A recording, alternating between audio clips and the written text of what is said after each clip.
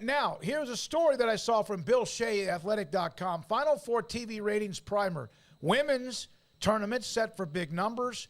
Men's likely to drop. This is Douglas Pucci, program insider, an editor, and he was talking about why he thinks the men's ratings will not be very good. And this is similar to what Tim Brando brought up yesterday. And it's a question I have for our great audience as well. But the numbers he thinks will be as low or lower than the last lowest, which was 2018. And that'll be a note here in a second. That's because the conventional wisdom is that TV viewers like Cinderella teams early in the tournament, but want to watch the name brand programs as March Madness winds down. Now, a couple of things here with what he said. He mentioned, yes, Kansas and Kentucky and North Carolina and Duke he even mentioned Michigan and Ohio State as two bigger schools out of the Big Ten. The last lowest rated final championship game was in 2018 between Villanova and Michigan. And yet that quote mentioned Michigan. Now, I'm not arguing that the numbers might be down and people might go yawn or whatever. But if it's low, it's low.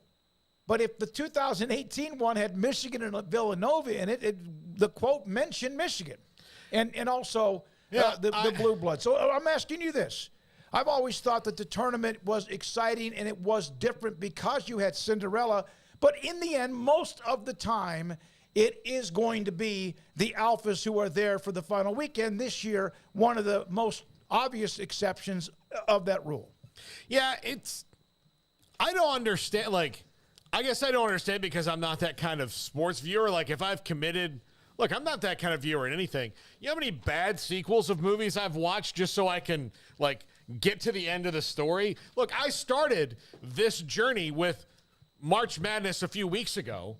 I'm gonna see what the end is. Okay, I'm not a big horse racing. Okay, go ahead. I'm not a horse racing fan, but I'm still gonna probably watch the Kentucky Derby, whether there's an elite possible Triple Crown horse or not. Yeah, but to me, it's funny that you would, want people, but it's that, and I use this term a lot, it's that kind of American Idol phenomenon where you'll watch somebody and they'll vote for them and vote for them and vote for them, but when their album comes out after it's over, they don't buy it. And you're like, well, you just invested all these weeks of your life watching this stupid show with this person singing on it. And then when they really, really need you now that they can make generational money wealth-wise by buying their album, you've been like, nah, I just like voting on it. I didn't want to listen to it. It's kind of like that early on with the NCAA tournament. Man, I love that Cinderellas can knock off the big teams. Well, now we've got two Cinderellas playing against each other in the Final Four. Yeah, I don't know. That one doesn't do as much for me. Isn't this what if you're excited about a team like St. Peter's or Princeton or whoever winning or Florida Atlantic, wouldn't you want to see it through the end? It's just weird. I can't explain it. I don't know it because I'm different.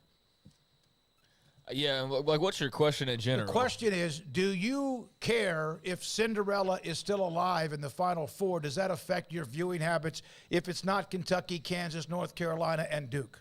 No, I'm watching the tournament to watch whoever the best team is at the end. I don't need a big brand to attract my eyeballs. I don't mind an indie film every once in a while. I don't need Michael Bay every single time blowing up, 18-wheelers to go, ooh, I can't wait to get back to the theater.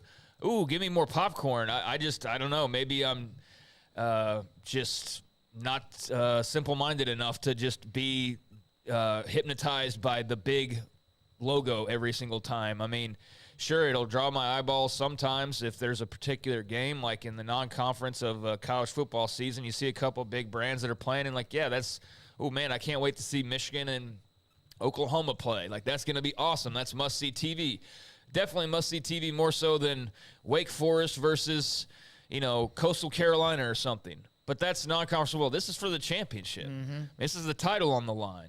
I understand that Ali versus Frazier is going to get more eyeballs than Gypsy King versus whoever you want to put out there these days, and that's just the nature of it. But as far as me, no, I don't. Big brands don't tell me what I'm going to enjoy watching or what I'm not going to enjoy watching. So I'll watch it, and if it's like any other game, if it's entertaining, then I'll keep watching it. If it's not, then we'll see how it goes. But yeah, I definitely want to see the journey the rest of the way through.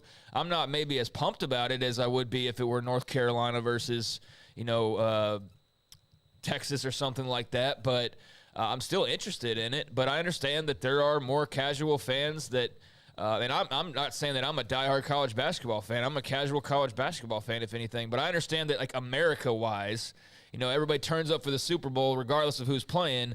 I know this is not that, but it's pretty close to it, like, I think. And so, yeah, why are we so obsessed with the big name? I guess it's because it draws the big numbers of, dollars and the big numbers of TV viewers, and I get that, but the TV networks aren't going to determine what I have fun watching or not. I think this whole storyline this week has been just fueled by media people, and it's kind of silly. It's like we're almost trying to convince us that it's bad that these teams are here.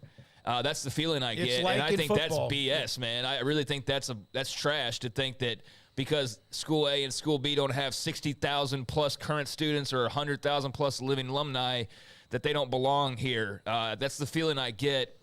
But I'm not buying into that propaganda. You know who used to be a Cinderella in a lot of ways? And I believe back in the 70s, Duke. Duke was played Kentucky, and I can't remember Kentucky's head coach, but he had big glasses, big rim glasses. Kentucky beat him up. But Duke was kind of a fun-loving little cute story at the time. Well, so there's sports- always that first time when you make the run. And we may not hear from Florida Atlantic ever again or whatever, but it's almost like the country club. Again, we want a country club. We want members, but we want to tell you whether or not you should be a member. And if somebody tries to get in that front door, there's like a turret ready to take them out. Yeah. And look, Florida, like Dusty May's probably going to ride out Florida Atlantic for a little while longer, and then a school with a bigger stadium is probably going to hire him, and good for him. That's how it works. But I do. It is strange that sports is one of the things where upward mobility is actually like possible. Where we can see a team be the Duke in the 70s, where you're like, oh hey, look at this little Duke, and now. Back in the 70s, people were like, oh, look at Duke, they're cute. Now people are like, oh, Duke, I'm sick of them. They had a good run in the 60s with three teams that made the Final Four, but that had been a decade plus. Yeah, It's still a Cinderella story at the time. Yeah, now they're one of the elites. But yeah, it is part of it is when this stuff happens, when somebody who is not in the country club makes the final, then you do have that whole Caddyshack vibe of it of, no, you can't possibly be good at this because you don't have the same advantages. You're not the same as us. We do this because the ones who are pushing that narrative, the ones, they don't want to be bothered by that. They don't like the clubs you use. They don't like your bag. Your caddy doesn't wear the right clothing. The ball you use is not elite. It's kind of that. But again, that's just the story and a thought process. And that's from somebody who has been measuring the NCAA Final Four numbers since 2006, and just saying that the numbers could be down. The numbers in 18 were also down, and Paxton mentioned this, because Villanova beat the hell out of Michigan. And so that can also affect you on the numbers when it comes to the numbers overall, the ratings, because people start to click off their TV. I definitely get if people aren't interested in watching, Florida Atlantic, San Diego State. Like, I understand if that's not appealing to you, guy who lives in Tallahassee, Florida, and watches ACC basketball. Like, I get that, but I think, we'll probably see potentially historically low TV ratings. I mean, I know that's definitely on the potential docket, but just asking me as an individual, that means nothing to me. The TV rating means nothing to me. Like I've said many times before, I'll bring up college football TV ratings during the season just for a comparison or just to highlight, like, wow, look at that number that Michigan, Ohio State got. And that's really where it stops. I don't sit there and turn around to then use it to, belittle the Pac-12 or go like, can't believe they're playing these two teams or drawing this number, like, shaming them for having less than 1.5 million.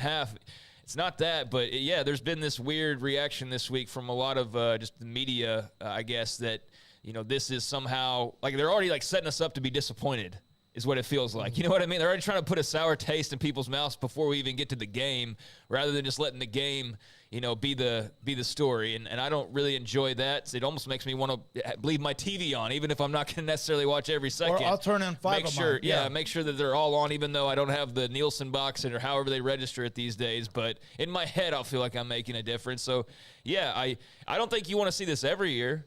Like, I don't think you want to see it every year where it's necessarily an FAU or a San Diego State that's ruining the party. You do need to have blue bloods.